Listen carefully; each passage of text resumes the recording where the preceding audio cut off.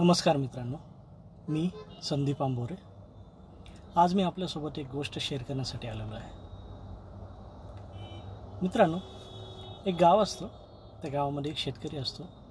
तो सकाळी सकाळी आपल्या शेतामध्ये कामाला जात असतो।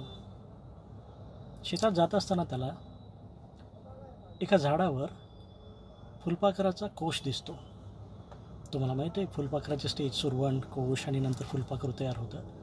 तर त्या कोशातला फुलपाखरू बाहेर पडण्यासाठी धडपडत असतं, खूप प्रयत्न करत असतं। आपला शेतकरी त्या कोशाला पाहतो आणि त्याला दिसतं की तो जो काही फुलपाखरू आहे ते खूप स्ट्रगल करते, धडपडते बाहेर निघण्यासाठी। आपल्या शेतकऱ्याला त्याची काळजी वाटते। तो हळव्या मनाचा असतो, सेन्सिटिव्ह असतो। तो मग त्या कोशाला कट करून आपल्या फुलपाखराला बाहेर काढतो।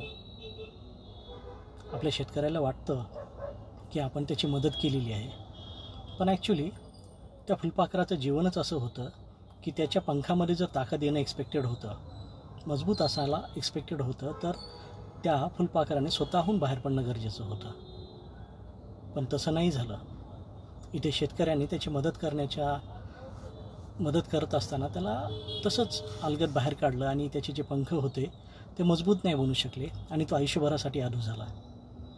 मित्रांनो, मला या गोष्टीतून एवढंच सांगायचं आहे की आपण एक पालक म्हणून आपल्या मुलांचा गरजेपेक्षा जास्त लाड करून त्यांना आयुष्यभरासाठी अधू तर करत नाही ना, आणि एक शिक्षक म्हणून त्यांच्या गरजेपेक्षा जास्त मदत करून, जास्त सूट देऊन आपण कुठेतरी चूक तर करत नाही ना। विचार करण्यासारखी गोष्ट आहे मित्रांनो।